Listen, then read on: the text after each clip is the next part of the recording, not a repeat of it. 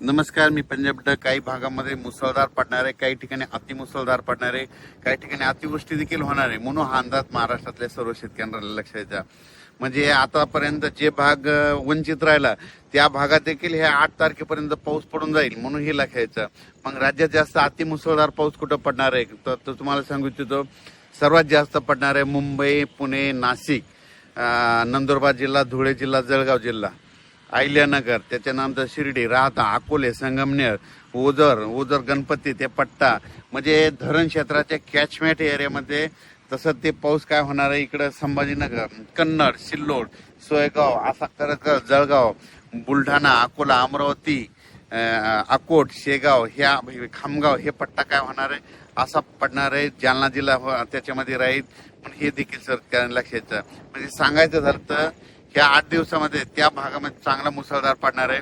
पण उर्वरित राज्यात देखील म्हणजे काही जिल्हे आहेत, म्हणजे सातारा जिल्हा, सांगली जिल्हा, सोलापूर जिल्हा, पुणे जिल्ह्याचा पश्चिम भाग, त्याच्यानंतर इकडं धाराशिव जिल्हा, लातूर जिल्हा, बीड जिल्हा, नांदेड जिल्हा, परभणी जिल्हा, हिंगोली जिल्हा, यवतमाळ जिल्हा, वाशिम, त्याच्यानंतर वर्धा, नागपूर, भंडारा, गोंदिया, चंद्रपूर, यवतमाळ, हे सगळीकडे मग काय होणार आहे, ह्या 8 दिवसामध्ये पाऊस पडणार. काही ठिकाणी जोराचा पडणार, ओढे नाले पडणार, कुठं रिमझिम पडणार, काही ठिकाणी सततधार राहणार, म्हणून हे लक्षायचं. पण राज्यात मात्र तुम्हाला सांगू इच्छितो की जी पाण्याची जी टंचाई वाटत शेतकऱ्याला, पाणी टंचाई होणार आहे, दुष्काळ पडणार आहे, ते तसं काय होणार नाही. तुम्हाला सांगू इच्छितो, उत्तर महाराष्ट्रामध्ये जे धरणं येतात, तुम्हाला सांगतो उत्तर महाराष्ट्रामध्ये नंदुरबार जिल्हा, धुळे जिल्हा, नाशिक जिल्हा, आणि त्याच्यानंतर अहिल्यानगर, जळगाव जिल्ह्याचे जे छोटे छोटे धरणं आहेत, या पावसामध्ये ते पाझर तलाव त्याच्यामध्ये भरून जातील, म्हणून हे लक्षात. पुन्हा कोकणपट्टीचं एक सांगायचं झालं तर उजनी धरणाबाबत शेतकऱ्याचे फोन आले, कोयना धरणाबाबत आले, तर त्या भागात देखील काय होणार, कोकणपट्टी ह्या 8 दिवसामध्ये कोकणपट्टीकडे म्हणजे रत्नागिरीपासून ते इकडे मुंबईपर्यंत, पालघरपर्यंत मुसळधार, अतिमुसळधार पाऊस पडणार आहे. कोकणपट्टी, घाटमाता, महाबळेश्वर, त्या पुणे त्या परिसरामध्ये. मग त्याच्यामुळे काय होणार आहे, जे कोयना धरणाचा जे कॅचमेंट एरिया पाऊस पडण्याचा, त्या एरियात पाणी पडणार आहे आणि कोयना धरणाला लगेच पाणी येणार आहे. त्याच्यानंतर उजनी धरणात देखील काय होणार आहे, पुण्याकडे तिकडल्या पट्ट्यामध्ये पाऊस पडणार आहे. त्याच्यामुळे उजनी धरणात देखील या पावसामध्ये बऱ्याच भागामध्ये आवक मध्ये सुरुवात होणार आहे, म्हणून हे लक्षात. सांगायचं झालं तर 8 जुलैपर्यंत राज्यात म्हणजे आज 2 तारखेपासून 8 जुलैपर्यंत दररोज वेगवेगळ्या भागात जोराचा पाऊस पडणार आहे. शेतकऱ्याची ज्यांचं पेरायचं राहिलं सगळीकडे पाऊस पडणार, सगळ्याच्या पेरण्या होणार आहे. आणि त्याच्यानंतर तुम्हाला सांगितलं हे पाऊस 8-9 तारखेपर्यंत चालत, पण त्याच्यानंतर पुन्हा लगेच 13-14 तारखेला पुन्हा पाऊस येणार आहे. पुन्हा जुलैच्या शेवटच्या देखील आठवड्यात पाऊस येणार आहे. म्हणून शेतकऱ्यांना घाबरू नका, दुष्काळ वगैरे काही पडणार नाही, पण पाऊस येणार, सगळ्या शेतकऱ्याच्या पेरण्या होणार आहे. फक्त मागं पुढं होणार आहे एवढं मात्र निश्चित लक्षात घ्यायचं. जमिनीमध्ये ईदभर ओला असेल तर शेतकऱ्याने पेरणी करायला काही हरकत नाही. आम्ही देखील पेरणी केल्याच्या नंतर बघा सारखा दररोजच पाऊस आहे आणि आमचं सोयाबीन आता उगून निघलं.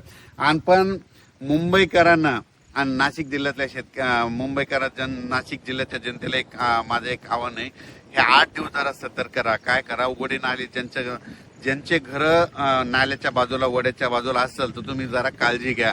पाऊस जर चालू असला, सारखा जर 3 तास पाऊस चालू राहिला तर तुम्ही समजायचं बिलकुल पूर येणार आहे. म्हणून ती परिस्थिती राहता तुम्ही दक्ष राहा, कारण की मुंबईमध्ये खूप अतिमुसळधार पाऊस पडणार आहे. मुंबईपेक्षा जास्त नाशिकच्या म्हणजे दिंडोरी आणि इकडे गुजरातचा परिसर, नंदुरबार जिल्हा, धुळे जिल्हा, नाशिक, निपाड, ह्या येवला, सगळीकडे जवळपास चांगला जोराचा पाऊस पडणार आहे. अहिल्यानगर पडणार आहे. ती पाऊस परत काय होईल, इकडं अहिल्यानगर करत इकडे कडाष्टी, बीडकर देखील येणार आहे, पाथर्डीकर पडणार आहे. तिकडं जर पडला तर परत तिकडं एका दिवस त्या नदीला, पाथर्डीच्या तिकडल्या देखील पूर येऊ शकतो.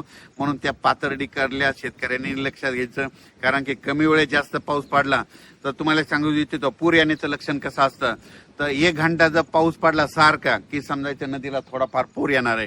पण पाऊस 2 घंटे पडला तर समजायचं आता धोक्याची पातळी होणार. आणि 3 तास सारखा सलग पाऊस पडला की 100% नदीला पूर येणार. हे गणित सगळ्या शेतकऱ्यांना लक्षात घ्यायचं.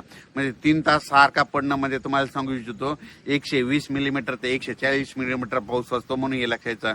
मुंबईकरांना एक सांगितलं होतं मागच्या अंदाजामध्ये 20 जूनलाच म्हणलं होतं की मुंबईला म्हणजे 1 जुलै ते 11 जुलैच्या दरम्यान जवळपास 1100 ते 1200 मिलीमीटर त्या 8 दिवसामध्ये पाऊस होईल म्हणून मागच्या अंदाजामध्ये सांगितलं होतं.